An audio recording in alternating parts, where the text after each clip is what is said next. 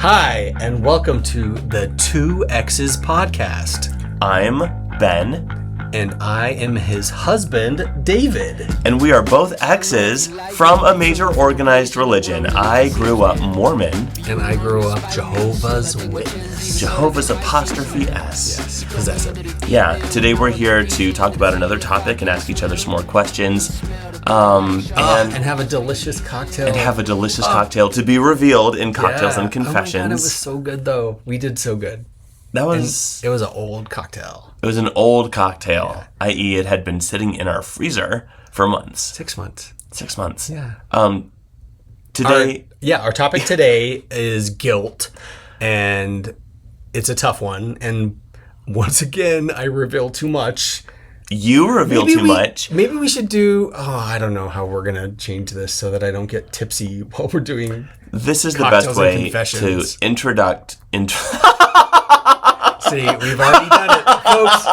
Now you know the cocktail we had tonight. We won't have it again. It was so good, though. Yeah, well, this is the best with a gin and tonic. This is the best way to introduct a topic. That was intentional. I know. The second time it was. The topic of guilt is something that is, of course, just riddled with shame and guilt. And guilt. And rising above that is a really healthy experience. So just if you're curious about listening to us explore the ways that we can recognize the guilt that we did feel or the ways that maybe we didn't feel guilty. And move on from it. And move on. If you can. We hope you can. You should. We also want to thank Ethan Jennings for providing the music. Spite Me by Ethan Jennings. But he has other songs. There's so many other songs that I love more than Spite Me. But I love Spite Me just because it's our theme. And it's my favorite. So, of course, that's why you're listening to it with us. And that's why I love it, too. Mm-hmm. So stay tuned for Cocktails and Confessions. Cocktail Confession. Whatever you want to call it. And today's episode is brought to you by underwear boxes at Target or Walmart. When you walk by an underwear box with a boy on it, it's okay to look, even for 2 seconds. If you take a peek at an underwear box, maybe it'll inspire you to buy better underwear. Yeah. Buy Only Undies. Only Undies. Which is a real sponsor. Which is a maybe real sponsor. Find out more in this episode. Stay tuned. Thank you guys for listening. Bye. For a second. Yeah. That's funny. Welcome back to Cocktails and Confessions. I never know if it's confessions and cocktails. I mean, we've had a few episodes now, so you think I would remember. Well, if you can't remember at the beginning of Cocktails and Confessions, it's going to be a little harder I'm already scared. Welcome back. We appreciate you staying with us. Today, like we mentioned, is the topic of guilt. It's one of our guilty pleasures to talk about guilt. Yeah.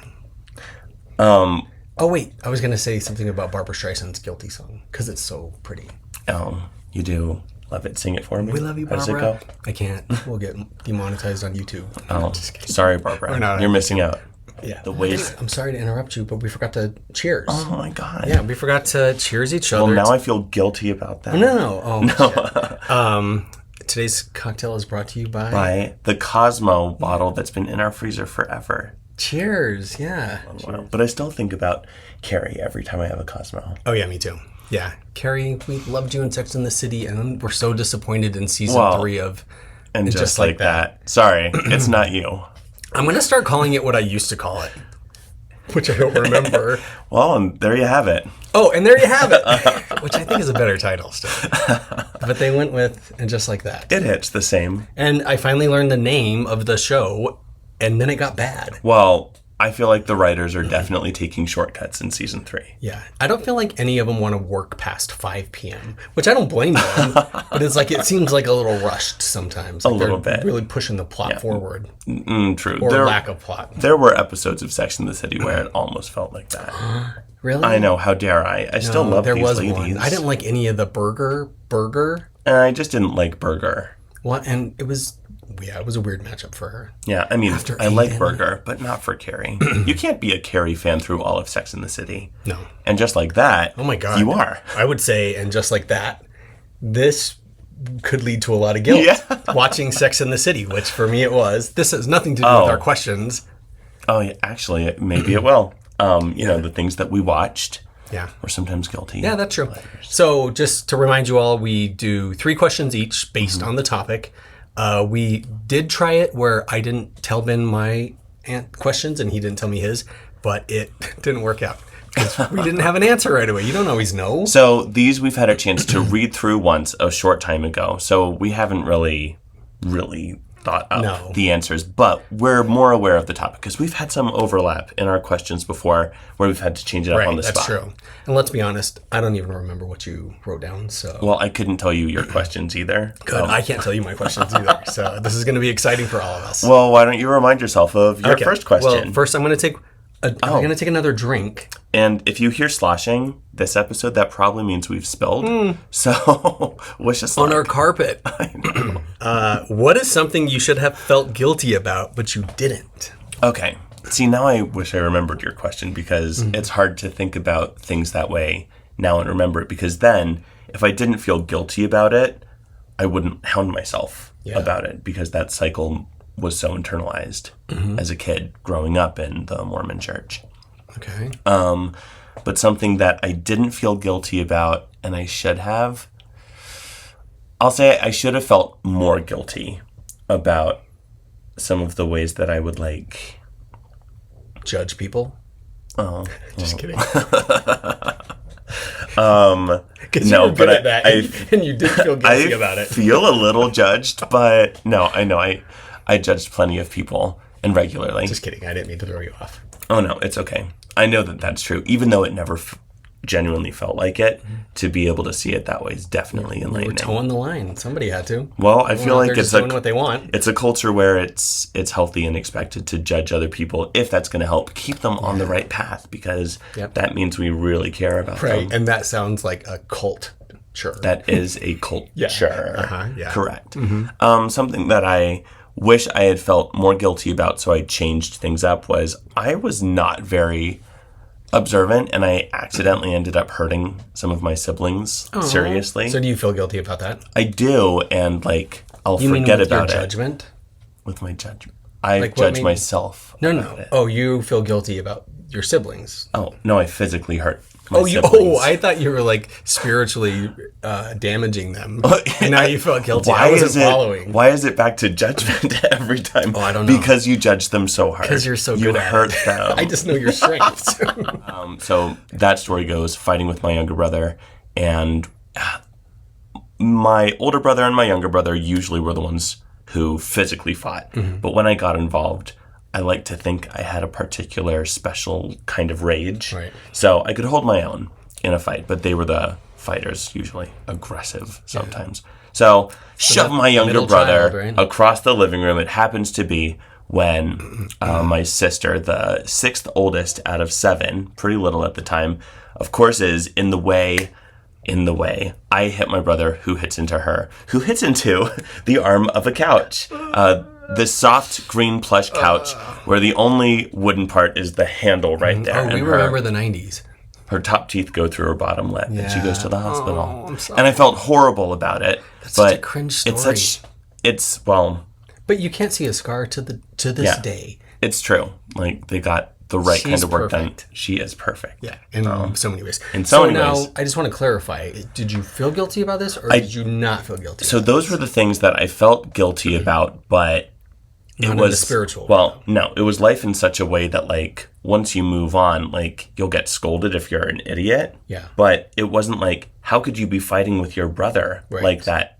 Don't you that's what I should have felt guilty about, was being aggressive enough to fight him willy-nilly, not to shove him and he happens to hit into her, right? Right. I just have a follow-up question. Okay. Because this podcast is about us being ex-Jehovah's Witnesses and ex-Mormons, right? Mm-hmm. So why... This is what you felt guilty about? In the context of religion and damnation and... Isn't that what I asked? Oh, but you didn't feel guilty about it. Okay. Yeah. All right. So, like, those were the things We should that just didn't cut that bother whole me. part out.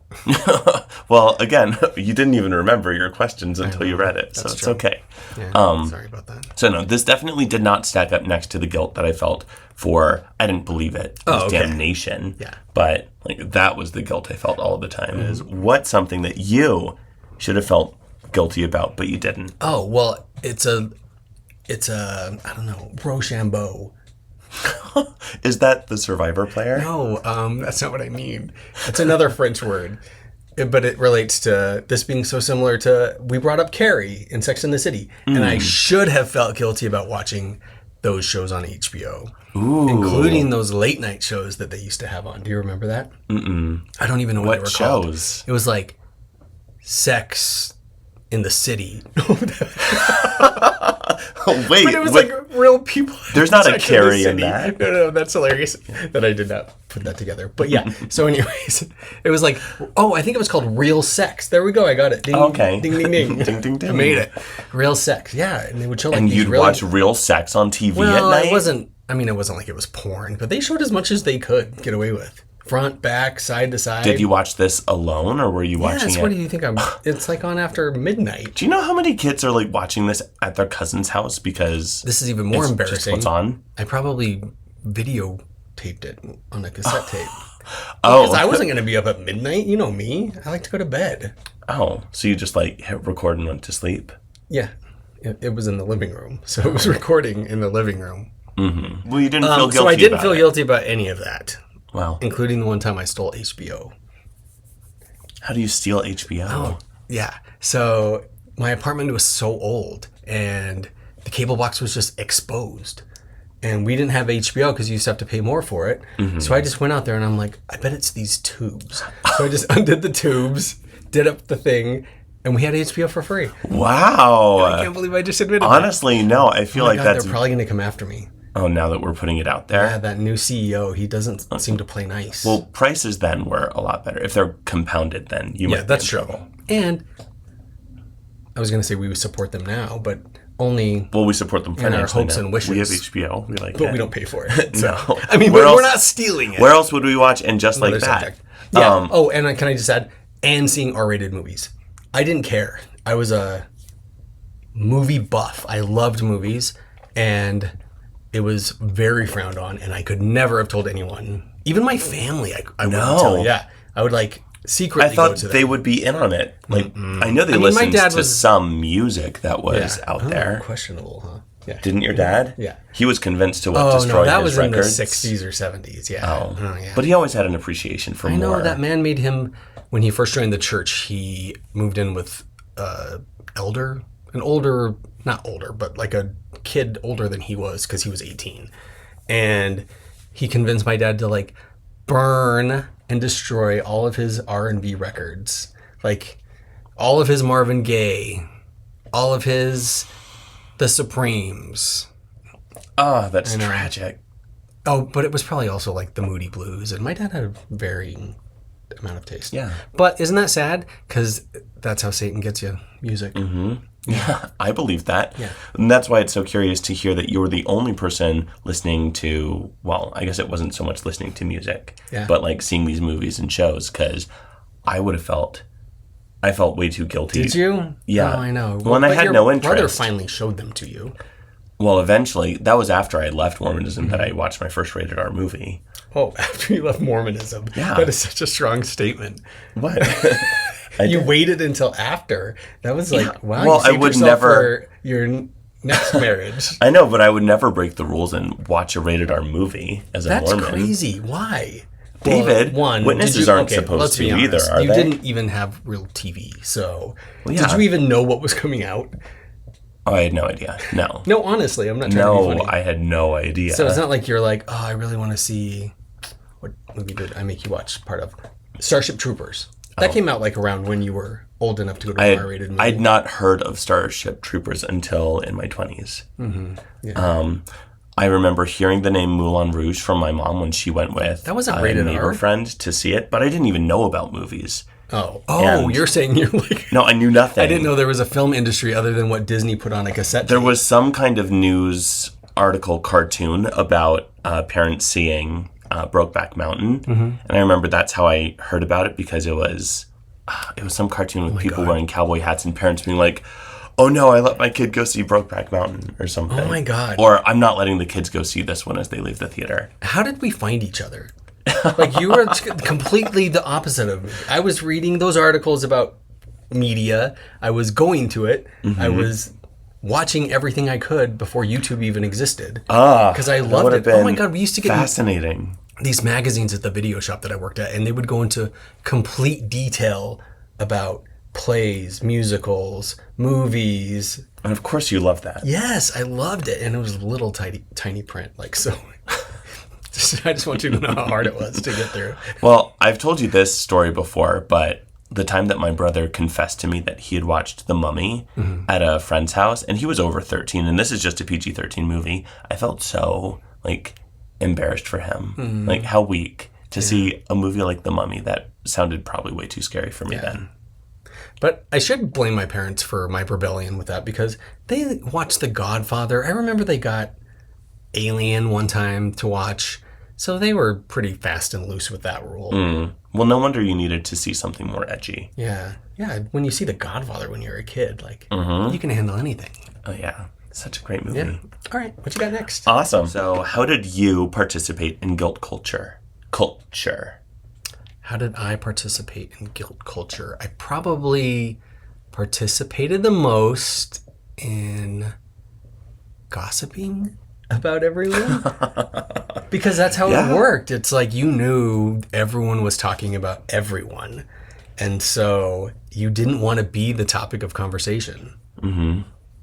Especially when it came to gay people. Oh, they love to gossip about the gays in the witness world. Really? Speculate, assume.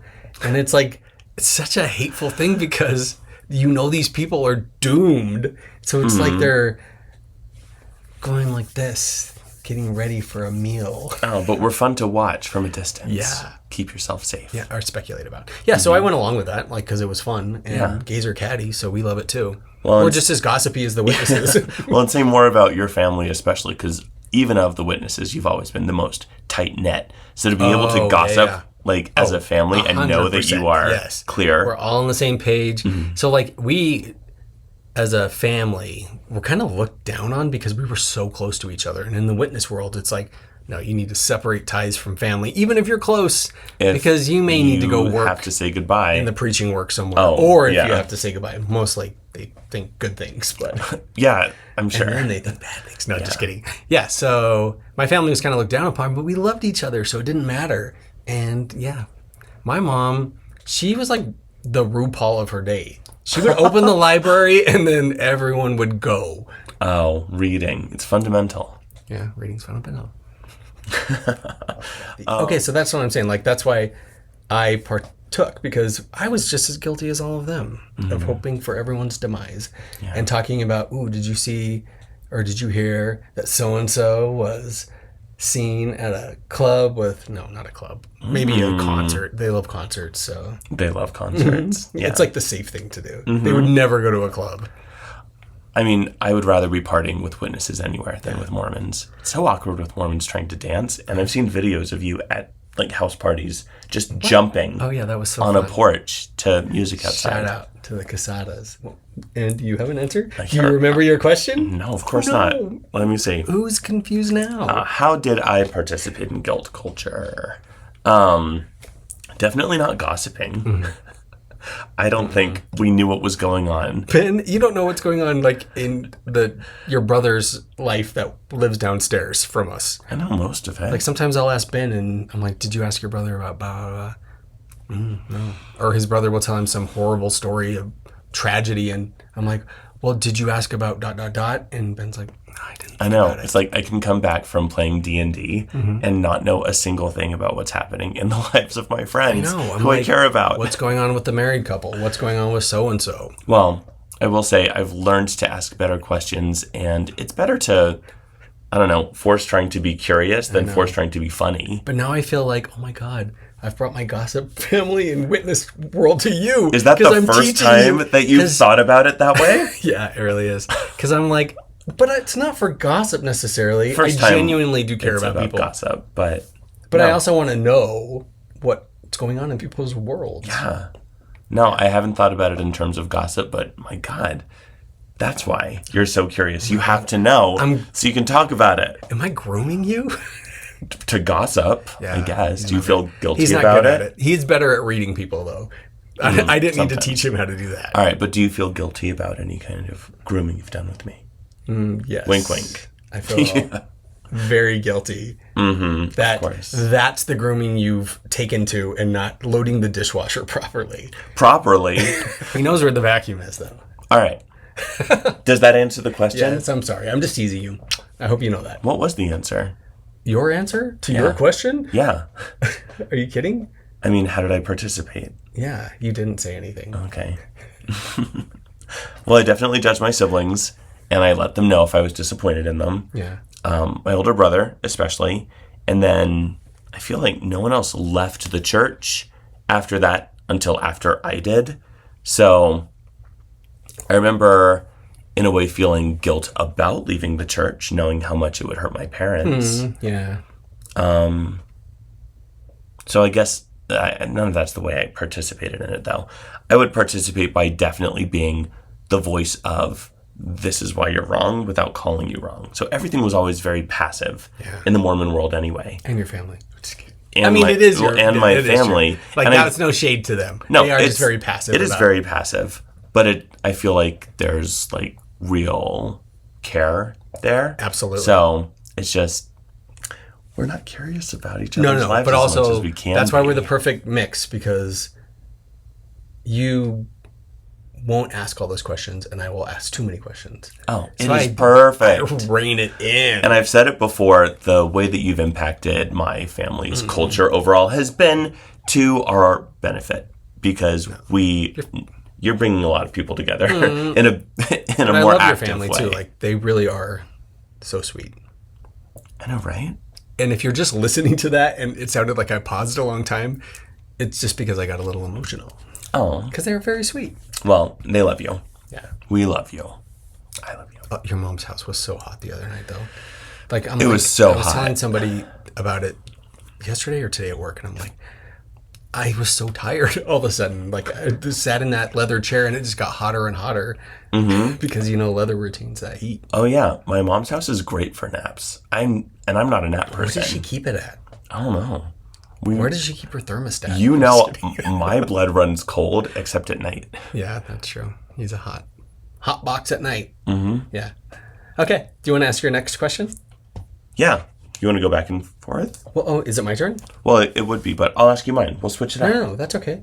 It's my turn to ask you a question, so I will do it. Okay. Well, I'm reading mine to prepare because I couldn't remember. Oh, we're only on the second question? Oh, my God. We'll speed it up, folks. We don't need you here all day. All right. If you're still listening, we got things to do. We got to go put a chicken in the oven. That's true. Did you ever confess to your church leaders when you had done something that made you feel guilty? Yes. I definitely confessed to masturbation, which I didn't actually know what that was. Told the story a little bit in a previous episode, so I'll just say we talked about that more than I wanted to. Right. And I think that it has to be said that in a culture where it's normalized to talk about your sexual health with someone who really, there's no genuine family safe connection that there should be. Or doctor. Yeah. Exactly. Yeah. Kids, if you're listening, you should only talk about your body with your parents. 100%. And a doctor. Yeah. Nobody else. And you know what? It was really fortunate for me that this is a guy who literally lived next door to me at the time. And I felt relatively safe with. Oh, okay. He seemed like a genuinely cool guy. Seems like. And I will say, you've said he seemed more nervous than you. Yeah, totally. Yeah. He needed it too. And I had shared with him that I had confessed feelings of SSA to my parents. Oh, you did that early? Well, this was a strange time where, what year for this bishop, this is when I was still in Mormonism after coming out to my parents. Okay. It was about a year. So you're like 17. I stayed in the church. So is this in Utah? I was 18. I came out at 19. I mean, I'd left the church at 19. But was this conversation in Utah? Mm-hmm. Okay. Yeah. Confessing to the branch president in Maryland, I mean, I remember confessing about masturbating because I had established with my dad. Yeah. But then we never talked about it again. So it never, I definitely didn't choose to dwell on that. I confessed to my dad a lot. We had weekly priesthood meetings. That is so cringe. Could you imagine being a dad and having to hear your kid tell you that he's been masturbating, even though he wasn't masturbating, folks? I have to put into context that my dad is probably so riddled with guilt and shame himself at that time that for him, it was like it came from a genuine place of service and duty, which is so fucked up to have to feel that way. But he still hated it, don't you think? Of course he did. But he hated it because it felt horrible. Yeah. So. But he did it. Yeah. God, the things we do in religion, huh? I know. It was very... Even ask our son about their masturbation schedule. Oh, well, it never came down to schedule. No, I know. Just like, well, I guess he did it on schedule, asking you. Yeah. Oh, yeah, on schedule. What about you? What did you confess to your leaders? Nothing, ever. David! Never. I never did. You know why, though? Because they were so strict. So, like, the few times I got in trouble, somebody already told on me. So I didn't have to confess.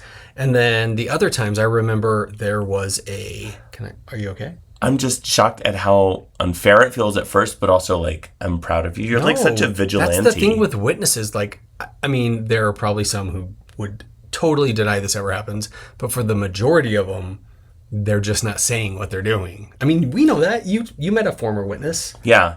Do you think that all of them are practicing something that they're not confessing? No, not all of them.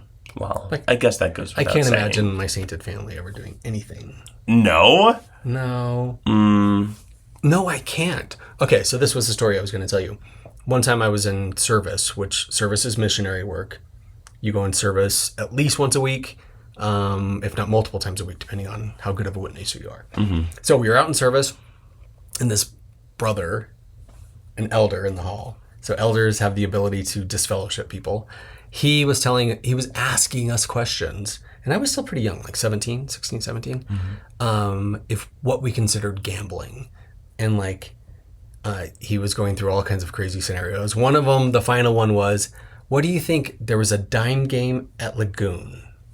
So like you would try to flick dimes in like shot glasses or ashtrays. Do you remember that? And then you would win a prize? You would win it. You would win the ashtray. Oh. Because there was like stacks and stacks and stacks and stacks of stuff. Oh, of other things that have been flipped in there. And so he got to that place and he's like, would you consider that gambling? And everyone's like, no, that's so stupid. It's a dime.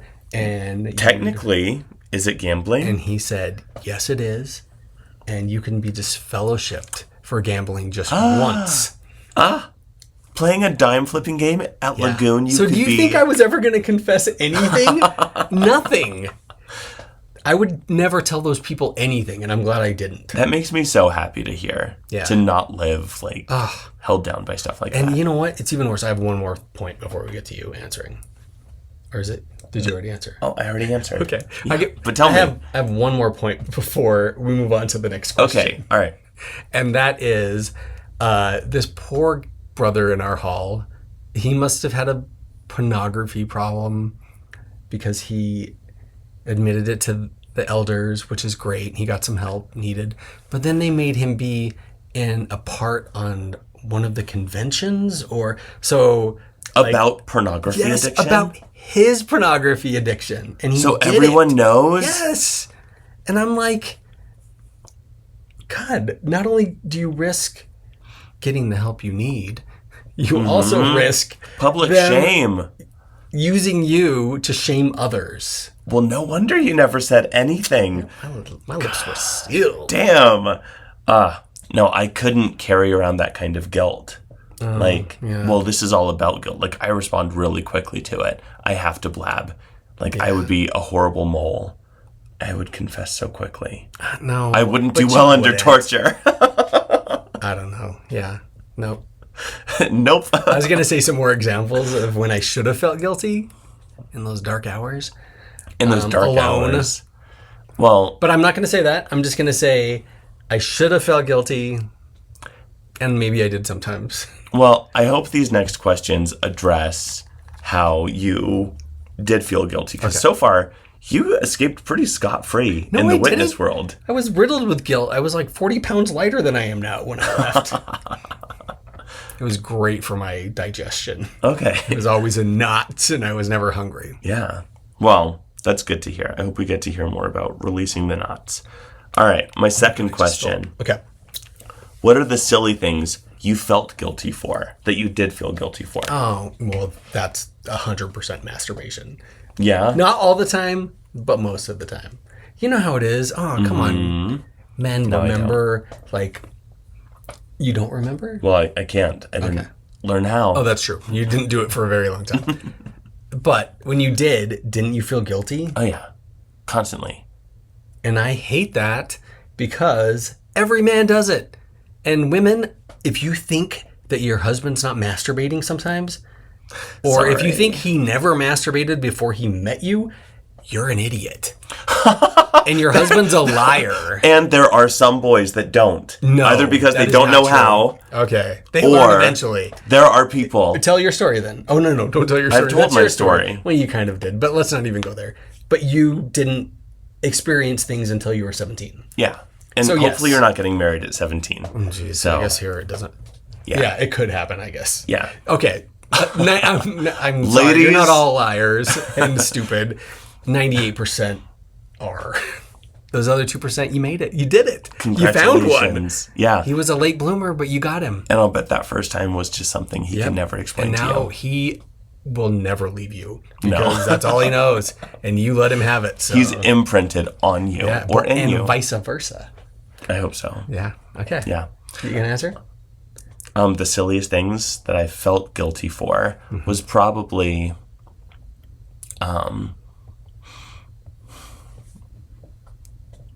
I guess looking back, the silliest things that I felt guilty for were like sexual feelings, which I would never like approach or dive into or talk about. Yeah. Were they like attraction feelings? It was more like, okay, hopefully this isn't TMI. So if trigger warning, careful. if the word for male genitalia freaks you out to hear the word penis, like I couldn't read that word without like Oh, that's right. Oh, yeah. Getting like There a was- jolt. a jolt, but it was never like any kind of physical stimulation. But That is so repressed. That is, it's so cute. well, I felt so guilty for feeling that way. Your parents did a good job. Like, if there's any conservative Christians listening, eliminate media from your family because it worked. Don't let them read the penis word. Yeah, he had to read penis to experience it. Yeah, it's such a strange feeling now to think about how withdrawn and away from reality I So forced what did you myself. think when you saw underwear boxes at the store? It's like that must have been There was pornography. guilt at just like the slightest head turn, and that's the most that if we were walking down the aisle, I never went back. Do you think her But moms I'd were allow- clocking us ever? No, Are you sure? they should have been. No, just to be like, they look too long. My mom let me participate in way too much musical theater to be clocking me. She made you gay. Yeah. In the same way my mom made me gay by She played the painting a piano rainbow on our while I bedroom sang wall. a primary song solo. Right. Multiple times. Right, yeah, it's your fault, moms. Thanks, Mom. You set me free. I love you. Yeah. I can't say this to my mom. She would really believe it, I think. But she shouldn't have drawn that rainbow on our wall. It was huge. Okay. But I'm just kidding. she definitely kept you from ice skating. Yeah. Oh my God. That's when I think she really knew. When I was in 5th grade and I asked her if I could take ice skating lessons. And I didn't think gay at all. Like, my best friend Rebecca Powler was taking them and she was telling me how fun it was. And I'm And like, how cool I'm like, to be an ice skater. I want to go from side to side on the rink without. It's just I can't remember lessons. what They're the not challenge teaching was. you how to do Yeah. like dance moves, right? But who knows? Who knows where I would have ended up if she would have put me in ice skating? She probably doesn't even remember that. You would and I be- totally stole your question, so I'm sorry. Oh no. I mean, we needed to get to the graceful image of you on the rink. God, I'm stealing the show. People are going to hate me. People are gonna hate you. They've listened to 3 episodes of you already. That's true. No, they're here for you. I'm here for you. I love Okay, thanks. That sounded so needy. I would hate somebody who said that. Okay, well, calm down. Don't feel guilty about it. Okay, well, what's your third question? My third question is, how was guilt used by the congregation to keep you in line? And I have examples if you can't think of anything. Okay. Wait, that you've observed in Mormonism? No, that I wanted to talk about, and I'm like, oh, maybe this would spur your memory. But if you have something, I'm excited. Well, I've said already that the Mormons are super passive about the way that we are judgy. And it's because you're not supposed to judge other people. You're just supposed to love them. And Mormons are really, really practiced at just loving your neighbor or making it look at all times like you are just loving your neighbor. Side glance, like, oh, I love you, but I'm like, But on the outside, it has to look that way. You can't have like, I mean, as far as I was aware, I'm sure that there were broken friendships all over the place. Yeah. People who just wouldn't associate with each other. But this is Maryland Mormonism, not Utah Mormonism. You were so lucky that you. I think so too. I mean, I think God, if you're a Mormon listening and you don't live in Utah, you're probably in a pretty good church. If you're a happy Mormon anywhere, it's probably for good reasons. Yeah, but and if Utah you don't want Mormonism, to be there, you should leave, obviously. But Utah Mormonism being a culture that impacts guilt is different than what I grew up with. These people are nasty to each other. It's sad because I've seen it since then, but I didn't grow up surrounded by it, not knowing what it was until it was too late and I was already playing the game. Well, you already got, you got the best part of it. So, of course totally you were going to stick in there. Yeah. I was such a happy Mormon kid. I'm a happy Mormon. This Cosmo is delicious. It is delicious. I'm way further than you, as you can probably tell. Well, okay. Well, I love that. Do you have any more to add? When I've told you this story before, there was a year that as my New Year's resolution, I was going to bear my testimony every month during that year. And I remember feeling a lot of guilt and embarrassment after it had been probably 6 or 7 months into the year, so in summer into the fall. Yeah. When, of course, I'd mentioned in my prior testimonies, one a month up to then, like, it's a New Year's resolution to get up here. I just want to bear my testimony and let you all know that I know this church is true. Oh, yeah. I wouldn't do the, standard whatever. I'd get up there and I don't know. I would try to say, though, and I know these things to be true in the name of Jesus Christ, amen. I never was big on wrapping up, but I would definitely lead. You never wrapped up? Well, not like with standard. They were like, kid, you got to wrap it up. Well, eventually they got me off the stage. I was into musical theater. But at one point after probably over half the year of going up, and I'd shared that this was my New Year's resolution, some other elder, he might have been a high priest at the time, also bore his testimony after me. And as part of his testimony, he was basically talking about, his faith and how it's, this and this and this. And it's not things like, this and this or going and bearing your testimony every single month. He said that to you? What a jerk. In the same meeting that I'd already borne my testimony again. What a dick. And so I definitely felt targeted, and I felt like, you were 100% targeted. What is his name? Tell us his name. No, I'm just kidding. All right. Say his name. Well, but the things that I felt then were guilt. Like, I've done this thing for attention. Yeah. And it was, I don't know, it was sad to feel that way when it came from a good place. Like, I was a genuinely well-intentioned but what about other people? Mormon boy. Mine are more other people. Well, tell me, because nothing comes to mind feeling guilted by other people. So, like, there was this overall, like, system of, like, guilting people. Like, we didn't see you at the meeting on Sunday. Oof. It's nice to have you here tonight. Watching you like a hawk. Yeah. It's like, if you weren't in service every weekend, they'd be like, it's so nice to have you. We've missed you. Yeah, and we saw these people 3 times a week. Nobody missed anyone. So yeah, you had to have like one hell of an excuse if you were going to miss something. Like locked and loaded because people would start texting you. Where you at? David, that is... Are you coming out? It's still shocking to hear that, even though I kind of lived a different side of that. Like, seeing the ways that when someone in the church called or, like, not like called you on the phone, but like you were due for something, you better be there. Unless my God, yeah.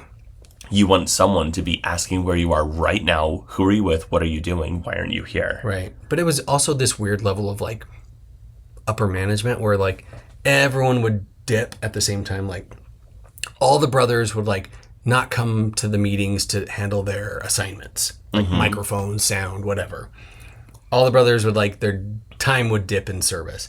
So they would like call us into a meeting, I swear, like biannually. To all the brothers would come on like a Saturday afternoon, and we would sit in the congregation, and then they would talk about how important assignments are. Did you feel should be there. any guilt for that? No, or did you just know that, well, I guess we got to step it up again? I mean, this tells you how gay I was, like, and I didn't even know I was gay. I just loved it because it was like a bunch of guys, and it was more fun. It was like nobody took it seriously. That sounds way more bro-ish than gay. Yeah. That was like probably the closest I got to bro-ish in that world. I enjoyed that. Well, when everyone is misbehaving. Really got off topic, huh? I love it. Okay. Because when everyone is there, like, vibing with it, they don't feel guilty either. No, nobody felt guilty. We just all, like, straightened our ties, got back to work until the next dip. Until the next step. The next dip in productivity. The biannual That's dip. why I'm like, it's like upper management. Like, productivity was down. We need to get these employees back in line. Yeah, we've both managed teams. Yeah. We know about the ups and downs. Yeah, it just happens. It just happens. It's cyclical. It's cyclical, all right. Psychotic. All right, that was good. I know, I'm sorry. I feel like it was so leading and like more focused on me. What? I already answered. I know. That was your answer. No, I know that was my answer. I just felt like I overshadowed you in your answer and mine. Okay, so then let's move to the last question. Okay, thank you. So this has to do more with the ways that you actually believed. Okay. Like that you were spiritually invested. To you, what is or was the repentance process? Oh, it was me telling myself, oh, I'll never do that again. I promise. And believing it because you felt it so strong. Oh, and I wanted it to be so true. Oh, and I wanted to not be gay so bad. And then when I got into a huge fight with my best friends who were not in the truth, so like I shouldn't have been friends with them anyways. And we had a falling out and we didn't talk for a couple months. And I'm like, okay, I'm going to get my shit together. This is it. Satan can't hold me back with these worldly friends anymore. Does this answer your question? No, keep going. This is so beautiful. So I thought, okay, Satan can't hold me back with worldly people keeping me from what I should be doing. And I thought, and he's going to cure my gayness this way. Like, this is before I would even admit it. And it was that summer that I met a girl, and she was crazy, and I never would have married her. One, because I didn't want to ruin her life, but two, because her family is cuckoo. But was there also a part that was like, this is the answer, this is how I make up for it? And I wanted it to be so true, and like I remember making out with her and just being like, ooh. I know, it was so sad for both of us. I think we both wanted it to happen. Yeah. I feel confident in saying that. I think she definitely would have married me because we got in fights about who we would invite to our wedding. Oh, yeah. And she's approached you since then and basically shared the same thing. Like, it's too bad. No, not you missed out on. It wasn't this one. Oh, that was a different one at a different wedding. Yeah. But this one's definitely been angry at you about it. Okay. Oh, wait. You're getting your stories mixed up. Not the one, not the tea. Yeah, that Are we spilling tea? Okay. Oh, yeah. I swear she's talked to you later on about her current life or something. Friends have. Oh, her friends approach me. Well, they don't like her husband, and I'm guessing that means she doesn't like her husband. Yeah, no, I think you're getting confused with the girlfriends I had. We'll talk about girlfriends in another episode. That's going to be... It's a sad, dark story. It's sad. Maybe we'll do it for Halloween. Ex-girlfriends edition. Horror stories. Ooh, the 2 ex-girlfriends is... Yeah, that'll be fun. So, yeah, anyway, so that was so sad, and I don't remember where I was going with that. Wow. What was your question again? The repentance process. Oh. So marrying a girl is a big part of that feeling. No, that was me like trying to like shed Satan from my life without having my best friends, who I regret ever doing that to, and I was going to meetings regularly, answering, I was like reaching out, I'd met a girl, I was doing all the things, and guess what? It didn't stop me from being gay, and that's what I hate. And I don't know where I was going with that, but that's what I hate. So. Well, So, do you have an answer? Okay, so short version of the repentance process. Yeah. Did you That ever... was me repenting. Just feeling bad and like... No, and making trying to yourself do the suffer? right thing. Yes. I know, but it all hurt so much. Well, I was repenting for my past knowledge I hadn't even done anything. So I was just repenting for being born gay because he was supposed to be able to change me if I did the right things. Is that all the repentance process is when it's for something that you shouldn't have to feel sorry for? Maybe they would claim that this is where they have a loophole.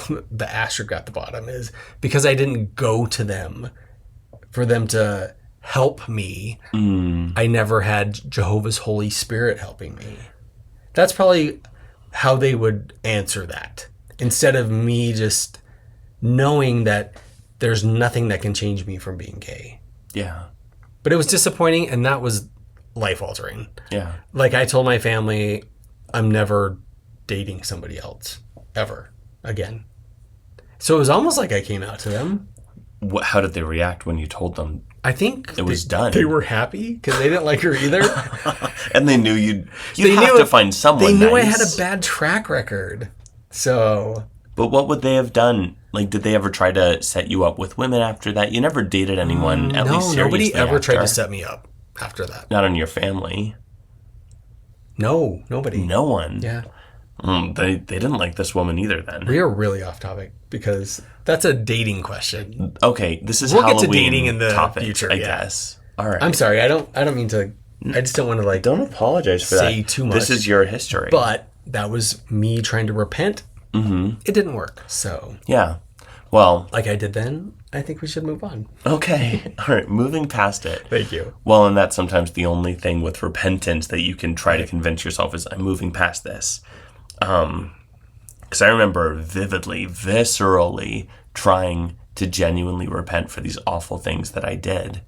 And what had you done? Well, I was masturbating all the time. Well, even pulling on my ball sack. Yeah, so he thought he was masturbating. Yeah, and I wasn't actually, but I still felt horrible. And repenting for me was talking to whatever church leader I needed to, and you were so brave. Whether to talk it was to my them. dad or someone in a leadership position at church. Can I just say another shout out to the Mormons tonight because to have a child feel comfortable enough to do that, even though it's not appropriate, I don't agree with it.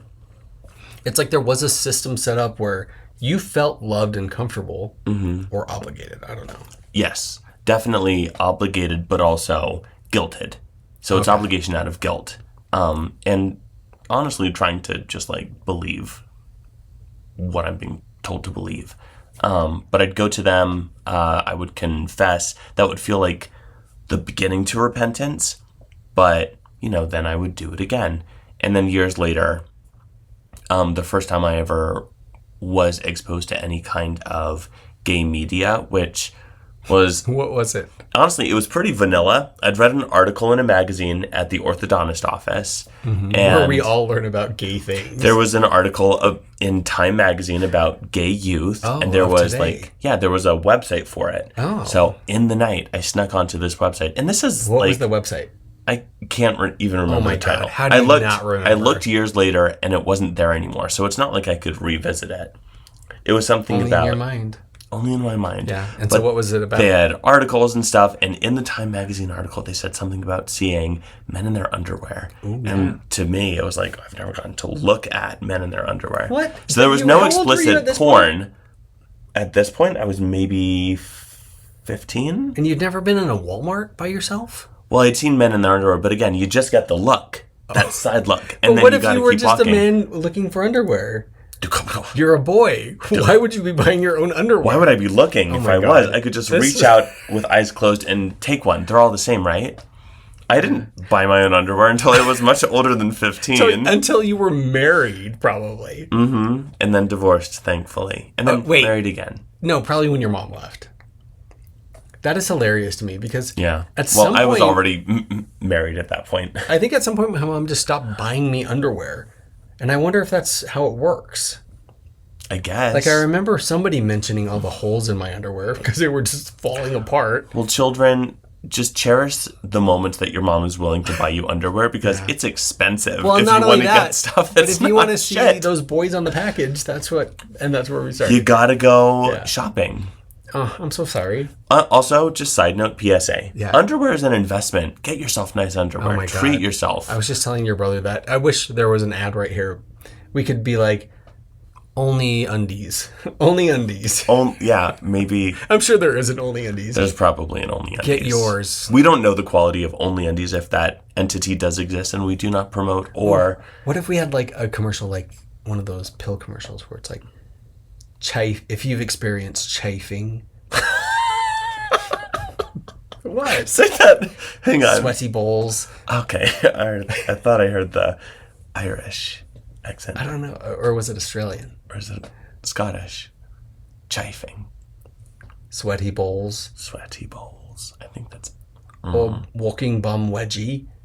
All right, well, now it's You need to Australian. try All right. only undies. I guess it was Australian the whole time. It was Australian the whole time.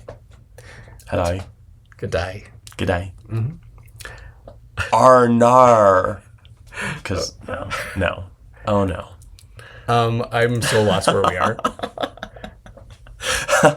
Well, we're on a medication commercial, I think. Oh, that's right, but why? Oh, so you can look at underwear? No. Underwear. That's the end of the PSA. Okay. Oh, what was your PSA, though? Remind me. Get And then quality we'll start underwear. over here. Get quality underwear. It's worth it. Pay more for good underwear. Pay more for good underwear. And Brought to you by Australia. yeah, and so repentance process for looking at men in their underwear at the time, because I think I pulled up that site 3 or 4 times. Whatever it was that you don't remember. Well, I remember seeing a cartoon image of a Santa, and he was a sexy man. Sexy Santa? Mostly naked. Was he in like a midriff? He had a thong on and a Whoa, Santa hat. Santa in a thong? He was very cartoon. I swear. Very cartoon. So it didn't look realistic at all. And he wasn't like erect or anything.